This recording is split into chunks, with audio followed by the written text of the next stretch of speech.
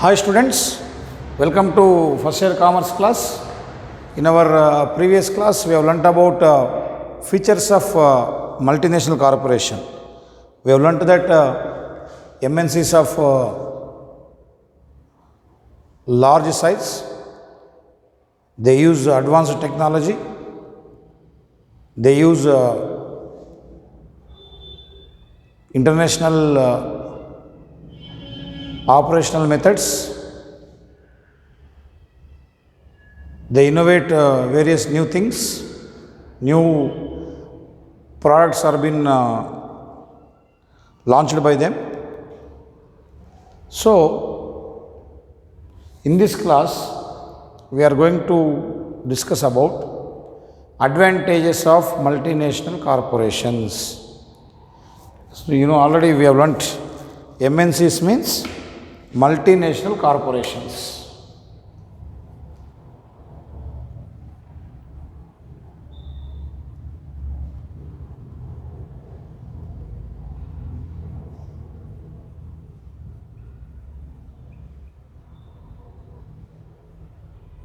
That means the business organizations which were established in one country extend their business operations to other countries are called as multinational corporations. In previous few classes we have discussed about its definition. Okay, the name itself has got the definition. Multi means more than one, national means countries, corporation means a business organization, an enterprise where some economic activity is carried out. Okay, so generally the main feature of multinational corporations is they operate at the world level. Their central office may be in one country. So for example in India we have got say Mahindra, Satyam or Wipro or Infosys, but these companies have got branches in other countries also, like in America or say Japan or Germany or London, that is England. So various countries are there. So the other day I told you, multinational companies, multinational corporations will have two countries. One is the home country, the other is the host country. Home country is that where the MNC has its central office. Host country is that where the MNC has established its branches or set up its franchises, is called as a host country. For example, for Pepsi and Coca-Cola company, America, USA is the home country, India is the host country, because the head office, the central office of Pepsi and Coca-Cola are in New York, America. But whereas they sell their products, all these soft drinks, at different parts of the world. So India, China, Pakistan, Bangladesh, Nepal, where we consume all these soft drinks are called as host countries. Whereas these Pepsi and Coca-Cola company have got head office in America. So America, USA is their home country. India and other countries are their host countries. So like that MNCs operate, that means they set up their business, they establish their unit in home country, then they extend it to host countries. Okay. Now, what are the advantages? Means favorable things. Many times I told you, advantages means favorable things. What are the advantages we have, particularly in the host countries, like country like India, developing countries, that means which do not have proper employment, where people are struggling with poverty. As you know that in economics you will learn all these things. What are the features of developing countries you will learn in economics. Means people will not have all the luxuries. Many people are struggling for food, struggling for shelter, or say education is not proper, employment level is not optimum, people are jobless. These type of features are called as developing economy features. So for these developing countries, for host countries, what are the advantages by MNCs? Look at the first point. Economic development. Economic development. What do you mean by economic development? For example, you see, after joining this college, our student has developed, or otherwise we say my daughter developed a lot by joining this college. How do you say developed for a student? what do you see in the development of a student? When a student learns the subject perfectly, performs well in the examination, scores very good marks, okay, learnt manners apart from marks, then overall personality developed means skills, communication skills, all these are developed, then we say that yes, there is overall development of my child after joining this college or school. That's how we say. Similarly, for any country, what do you mean by economic development? How do you measure that? Economic development is measured by considering the national income. When the national income of the country increases, automatically per capita income,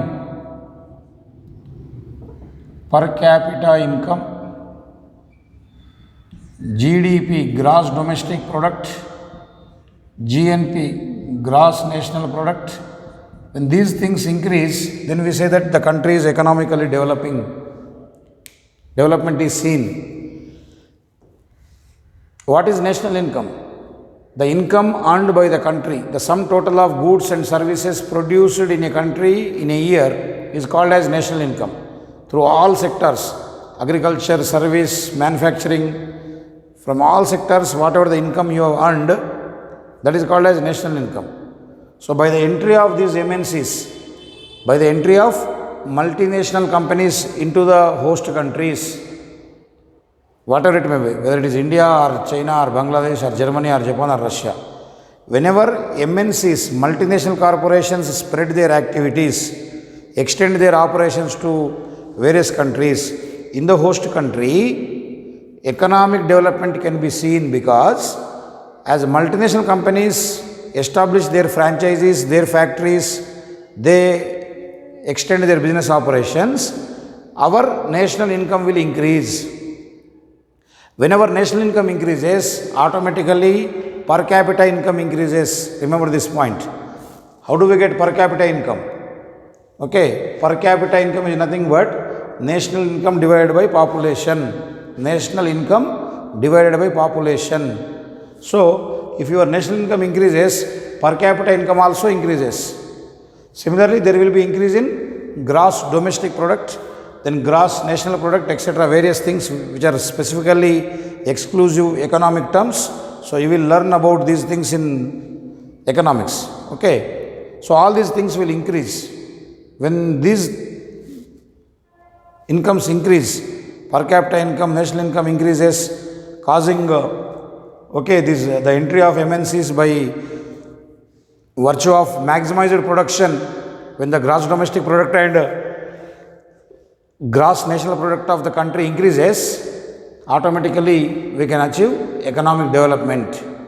So, overall we can say that by the entry of multinational corporations, host countries will observe economic development. Second one is technology gap. What is technology gap? As you know that economically underdeveloped countries or developing countries will use ordinary technology, that means inferior technology. Like we cannot afford purchase of heavy machinery, advanced machinery. We compromise with normal local technology. Generally, you see all the companies which are established by the Indian entrepreneurs, because these people do not have sufficient investment. So, normally we go for ordinary technology. But I told many times that you have to manufacture goods according to the requirements of the population. People desire to have better quality goods at reasonable prices. So, this can be done only when you use advanced technology. If you use ordinary technology, the cost of production will increase. For example, I have to manufacture this marker. If I use Indian machinery or ordinary machinery which is of low level technology, it may take 50 rupees to produce it. 50 rupees to make one marker. Okay. So naturally what happens, say I have to add 5 rupees profit. So I have to sell at 55 rupees. So selling price of marker may be 55 rupees when we are using ordinary technology.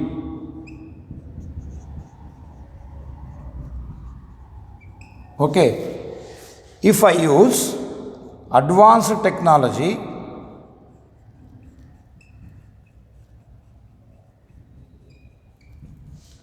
I can manufacture this only for 40 rupees. 40 rupees to make. 5 rupees profit. So your selling price will be 45 rupees. Now tell me, which is easy to sell? Is it easy to sell at 45 rupees or at 55 rupees in the market? Which one will be accepted by the consumer? Does the consumer accepts a product of high price or low price? Quite naturally, customers require this product. They would like to buy it 45 rupees. They don't buy at 55 rupees. No fool will try to lose their money by paying extra price for the product. When this marker using advanced technology is available for 45 rupees, who will go for 55 rupees marker? So this is the change. So that is what called as technology gap, means developing countries may be using ordinary technology, but MNCs use the advanced technology. So by the entry of MNCs, with the help of multinational corporations, all the developing countries can import advanced machinery, advanced technology can be imported and they can fill the gap. Okay, previously there is a gap where international companies are using advanced technology and we are using ordinary technology because we do not have money, we cannot invest. So now as the MNCs enter into our market, so what we can do, in place of ordinary technology, we can use advanced technology. That's how we can fill our technological gap. Next, industrial growth. What do you mean by industrial growth? Setting up of more and more number of industries. So when MNCs enter into the market, they set up various factories, various new products are being manufactured. They enter into agreement with various domestic companies, maybe given as franchises, maybe as joint venture. Any form can be taken by the MNC. They need not establish on their own. So they can absorb one of the Indian company and they can operate from their central office. So like that, by various forms, MNCs, when they spread their activities in our home country, in our host country, in India, number of industries will expand. That is what called as industrial growth. More industries will be set up. Then marketing opportunities. With the help of MNCs, we can market our goods. Say for example, if we establish a multinational corporation in America, the goods which you were not able to sell in America earlier, now you can sell through your MNC. Okay, that's what all the software companies of Indian origin are doing today at present. We have got our franchises, we have got our branches at different parts of the world. So whatever we are developing here, even our pharma companies, you take Reddy Labs, you take MSN Pharma, various companies which have got their head office in Hyderabad, Telangana, they have got branches in various other countries. So through their branches, they are able to market the goods, means the goods which are produced in Hyderabad can be sold in America. So by selling our goods in other countries, do we get income or not? So that's how we can increase our marketing opportunities. Then work culture. What do you mean by work culture? The way we perform the job. Maybe dress code, communication, method of working, administrative system setup, usage of computers, all these things comes under the category of work culture. So MNCs promote a very good work culture, previously which we do not have, particularly developing countries, particularly country like India, do struggle to promote the working atmosphere because we lack in facilities. Most of the times you can see in various government offices, we do not have proper furniture, proper computers, Information technology we don't use. Now we are using online system. But earlier, maybe a decade back, when the MNCs were not extending their business activities to our country, we were very ordinary. Poor infrastructure, improper dressing, people don't know how to speak in English. But today, we see by the establishment of call centers and multinational corporations, English has become must. Okay, to secure a private job, even I have seen in many of the private schools in Hyderabad, security guards are even speaking English. The corporate schools like Delhi Public School, Jubilee Hills International School, various Nasar School, certain schools are there. Even they are appointing security guards, even ayahs who can speak English. That means that is the culture. They would like to communicate in a better manner. So, what I am saying is, working atmosphere has changed a lot. We are trying to match with the international standards. So, that is how through MNCs we can improve our work culture. Then export promotion. As MNCs produce international standards goods or international quality goods, we can sell goods manufactured in India in other countries. Previously, with inferior quality, we were not able to sell. But by the entry of multinational corporations, happily we can sell our goods in the foreign market. That will increase our exports. So, when we export goods, naturally our foreign income will increase. Next, research and development. This is very, very important for the development of any country and for satisfaction of consumer needs. Okay, so as you know that human wants are unlimited and they would like to buy different commodities with better features time by time. As the time progresses, they would like to enjoy the better quality goods which can give them more and more benefits. Okay, that's how the things are been changing. The features are changing in various products. You take cars, you take bikes, you take mobile phones. So previously you can see a phone, mobile phone was previously just only to communicate. Hello, say yes or no, like that. But today, a phone has become a mini computer with camera. Even first, earlier we had only one side camera, now dual camera, triple camera with increased memory. Almost it is a mini computer. You can do everything, banking, photography, recording, audio, video, lot of things. So entire world is in your hands. See how the phones have changed, how the computers have changed, how the cars have changed. Today you can see driverless cars. This is 2020. Maybe after 4 years or 5 years you can see on roads driverless cars. Simply you set the destination, that will take you. You don't require a driver. So what is that?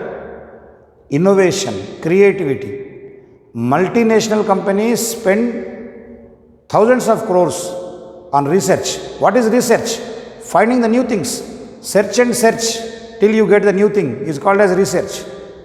Search and search until you find a new thing. Some innovation is done, some creativity is made. So for that you require the services of engineers, experts, scientists on whom you have to spend a lot of money. So MNCs can afford that. So because of the investment made by the multinational corporations, today we could enjoy various new things in the market. New mobile phones, new bikes, new variety of textiles, new varieties of footwear, new food items. All these things are the contribution of multinational corporations. So they find the new things and they develop. So they launch in the market. They sell at reasonable prices. So these are the advantages of multinational corporations.